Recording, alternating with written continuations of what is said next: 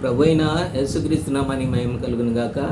యేసుక్రీస్తు నామంలో మీ అందరికీ వందనాలు. దేవుడు మిమ్మల్ని దీవించి బలపరచును గాక. పరిశుద్ధ గ్రంథం బైబిల్ అనే యొక్క వాక్య భాగాన్ని చదువుకుందాము.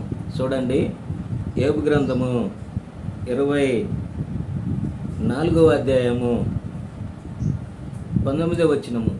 యోబు గ్రంథము 24:19. అనావృష్టి చేతను ఉష్ణము చేతను మంచునీళ్ళు వెగిసిపోవున్నట్లు పాతాళము పాపము చేయి వారిని పట్టుకొనును.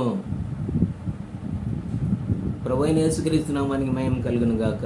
చూసినారా దేవుడి బిడ్డలారా, ఏమని రాయబడుతూ ఉన్నది అంటే, నిజంగా అనావృష్టి చేతను ఉష్ణము చేతను మంచునీళ్ళు వెగిసిపోవున్నట్లు పాతాళము పాపం చేయి వారిని పట్టుకొనును. ఎవరండి? పాతాళం అంట.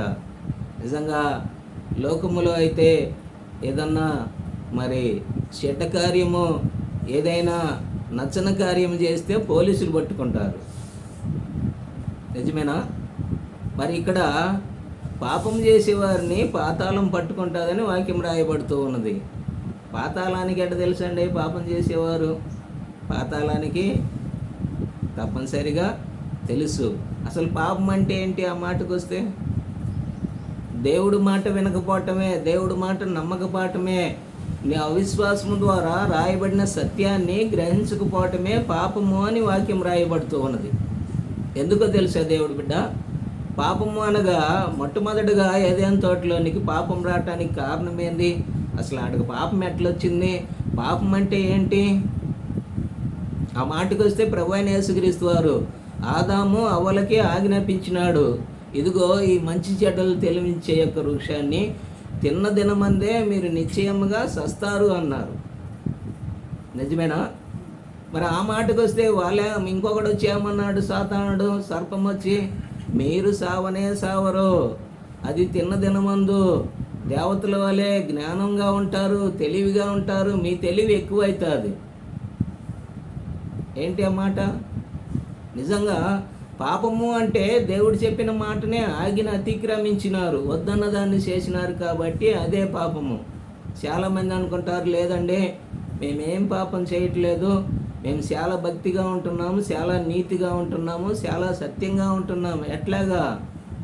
దేవుడి మాట నువ్వు నమ్మనప్పుడు, దేవుడి మాట నువ్వు విననప్పుడు, దేవుడి మాటను నువ్వు తిరస్కరించినప్పుడు గ్రంథంలో ఏమని రాయబడుతూ ఉన్నది?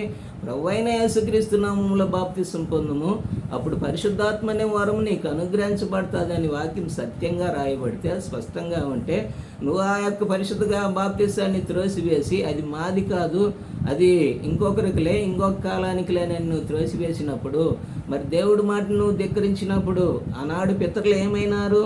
దేవుడి మాటనే ధిక్కరించినారు కాబట్టే వారిలోనికి పాపం వచ్చింది.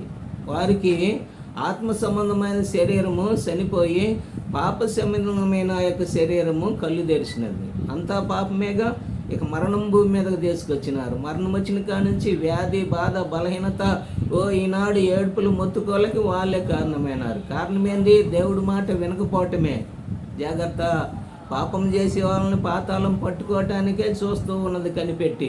ఇవాళగా పైన ఇంకొక రోజుకైనా వస్తువు నేను మింగివేస్తానని ఆశ పెట్టుకొని ఎదురు చూస్తూ ఉన్నది.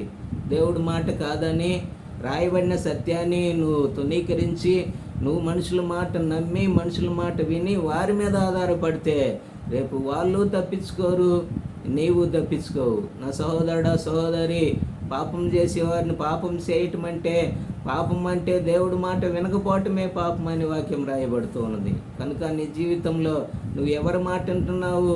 భూ సంబంధమైన వారి మాట, దేవుని యొక్క మాట, వాక్యం రాయబడిన సత్యాన్ని గ్రహిస్తున్నావా? లేకపోతే వాక్యాన్ని ధిక్కరించి వాక్యాన్ని కాదని, అది మాది కాదులే అని గనక నువ్వు త్రోసివేస్తే రేపు పాతాళం నీకోసం ఎదురు చూస్తూ ఉన్నది. పాతాళం తప్పనిసరిగా పట్టుకోవాలనే నిన్ను చూస్తూ ఉన్నది. కనుక అటు పాతాళంలో నుంచి విడిపించుకొని దేవుని వైపు తిరిగి రాయబడిన సత్యాన్ని గ్రహించి వాక్యాన్ని నమ్మితే వాక్యమే నిన్ను పరలోక రాజ్యానికి చేర్చడానికి అవకాశం ఉంటుంది. దేవుడు వాక్యాన్ని దీవించి బలపరచునుగాక. ప్రార్థన చేసుకుందాం. మా పరిశుద్ధ తండ్రి, సర్వశక్తిమంతుడా యేసుక్రీస్తు ప్రభువా, అయా పాతాళము పాపము చేసేవారిని పట్టుకుంటుందని మీ వాక్యం రాయబడుతున్నది నాయన. ఆ మాటకు వస్తే పాపం అనగా నీ మాటను ధిక్కరించటము, నీ వాక్యం నమ్మకపోవటమే పాపం అని వాక్యం రాయబడుతున్నది. కాబట్టి ఆది పితరులు నీ మాటని త్రోసివేసినారు కాబట్టి వారి భూమి మీదకు పాపాన్ని, మరణాన్ని, శాపాన్ని, అయా రోగాల్ని అన్నిటిని తీసుకొచ్చినారు ప్రభువా.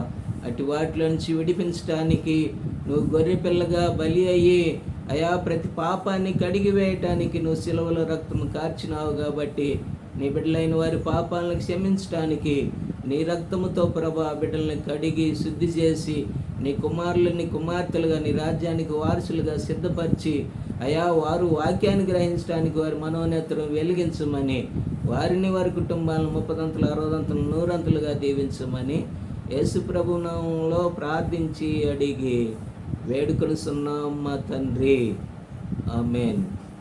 దేవుడి బిడ్డలారా, ఈ యొక్క వీడియోని లైక్ చేయండి, షేర్ చేయండి. పరిచర్య గురించి మీరు కూడా ప్రార్థన చేయండి. ఆమేన్.